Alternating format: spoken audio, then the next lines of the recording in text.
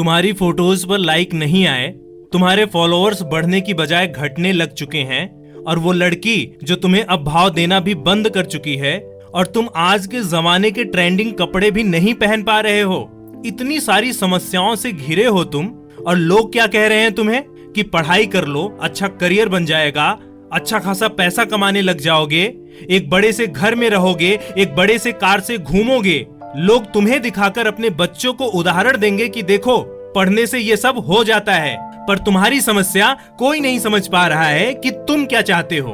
और जबकि तुम बोल भी चुके हो कि आज से नहीं, मैं कल से पढ़ाई शुरू कर दूंगा, और फिर जब फाइनली कल आ जाता है तो फिर तुम आने वाले कल पर टाल देते हो कि नहीं यार कल से शुरू करते हैं, क्योंकि आज तुम्हारे पास बहुत ही जरूरी काम आ गया था। जैसे कि तुम अपने दोस्तों के साथ फिल्म देखने जाने का प्लान कर लिए थे, या फिर घूमने जाने का प्लान कर लिया था, या फिर मोबाइल में गेम खेलने लग गए थे, इसलिए समय का तुम्हें पता ही नहीं चला कि कब बीत गया, या फिर इंस्टाग्राम चलाने लग गए थे, या फिर दोस्तों के साथ खेलने जाने का प्लान बन गया था इसलिए खेलने चले गए थे, या फिर तुम आज शॉपिंग करने चले गए थे, या फिर अभी तुम्हारा एग्जाम बहुत दूर है इसलिए अभी से पढ़कर क्या करोगे, इसलिए तुम कल पर टाल देते हो। ऐसी बहुत सारी वजह है तुम्हारे पास कि तुम आज से पढ़ाई ना शुरू करके कल पर टाल देते हो।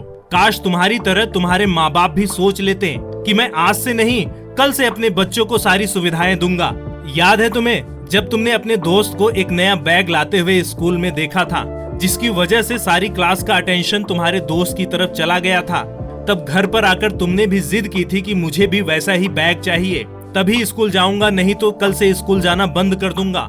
उस दिन तुम्हारे पिता ने पूरा शहर छान मारा था उस बैग को ढूंढने के लिए। वो बैग उस महीने के बजट में आ भी नहीं रहा था, लेकिन वो फिर भी लाए थे ताकि तुम्हारा एक दिन भी व्यर्थ ना हो। तुम ही सोच कर देखो ना, तुम्हारी ऐसी कोई भी डिमांड जो कि तुमने की हो वो पूरी ना की गई हो। सब कुछ तय समय पर ही किया गया होगा, कल के ऊपर कभी नहीं टाला गया था, कभी भी नहीं। फिर आज जब तुम्हारे पढ़ाई करने की बारी आती है तो हर दिन कल पर क्यों टाल देते हो?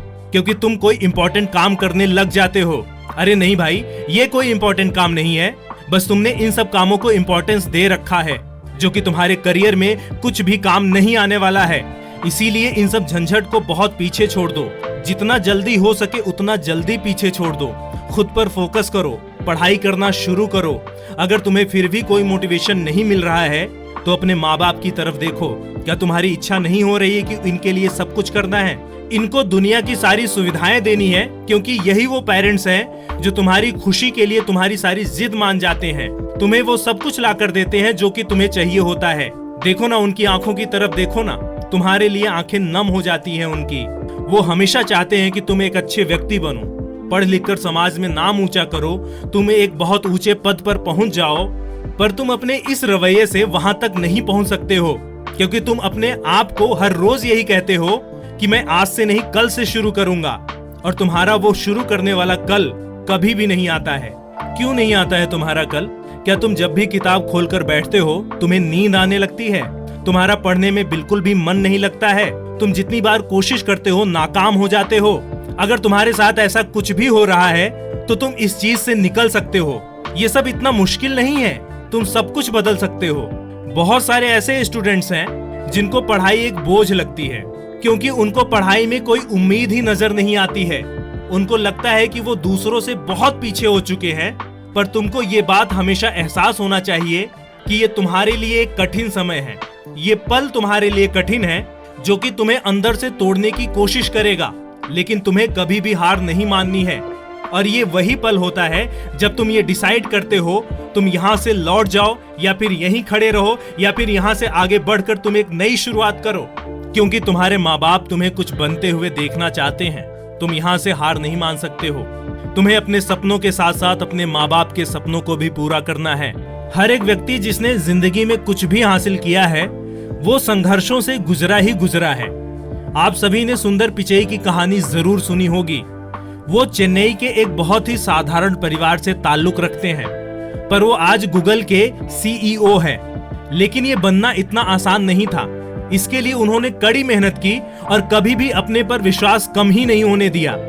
और ठीक इसी तरह कल्पना चावला हरियाणा के एक छोटे से गांव से निकली, जिन्होंने संघर्षों के बीच अपने सपनों को जिंदा रखा। वे भारत की पहली महिला अंतरिक्ष यात्री बनी। कल्पना ने हमें ये सिखाया कि अगर आप में जज्बा और दृढ़ संकल्प है तो कोई भी मुश्किल आपको नहीं रोक सकती है। अब तुम किस बात का वेट कर रहे हो? शुरू करो पढ़ाई करना, और तब तक पढ़ाई करो जब तक कि तुम कुछ हासिल नहीं कर लेते हो। मिलते हैं किसी अगली वीडियो में, तब तक के लिए आप सभी अपना ख्याल रखिए।